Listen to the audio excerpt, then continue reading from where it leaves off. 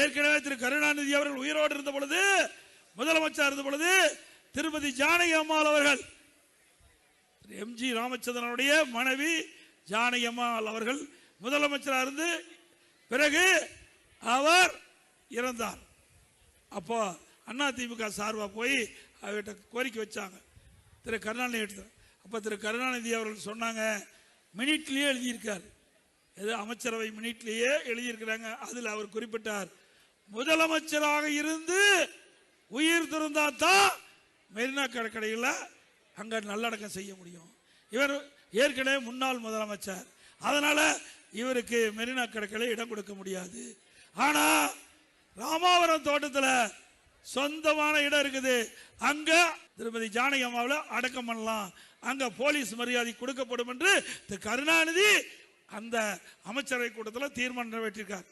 பிறகு திரு காமராஜ் அவர்கள் அவர் இறந்த பொழுது அவர் வேற கட்சியா இருந்தாரு, கட்சி பாகுபாடும் இல்லாம எல்லோரும் பெருந்தலைவர் காமராஜ் என்று அன்போடு அழைக்கக்கூடியவர் பெருந்தலைவர் காமராஜ் அவர்கள்.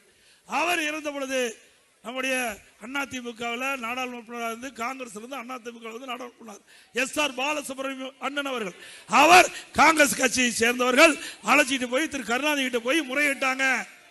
முறையிடும் போது, நீங்க முன்னாள் முதலமைச்சர் இருந்தாரு, தமிழ்நாட்டுக்கு நிறைய திட்டங்கள் கொண்டு வந்தாரு, மூத்த தலைவர், மெரினா கடற்கரையில் அடக்கம் பண்ண ஒரு இடம் கொடுன்னு சொன்னான்.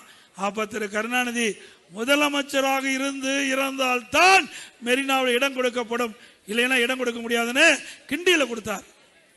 அப்ப கருணாநிதி சொன்னது நாம தானே செய்ய வேணும். அவர் என்ன சொன்னாரோ அதுதான் நான் செஞ்சேன், மாறுபட்ட கருத்து இல்லையில. ஆனா ஸ்டாலின் சொல்லாரு, எங்க அப்பாவுக்கு எடப்பாடி பழனிசாமி மெரினா கடற்கரையில் இடம் கொடுக்க மறுத்துட்டாருன்னு.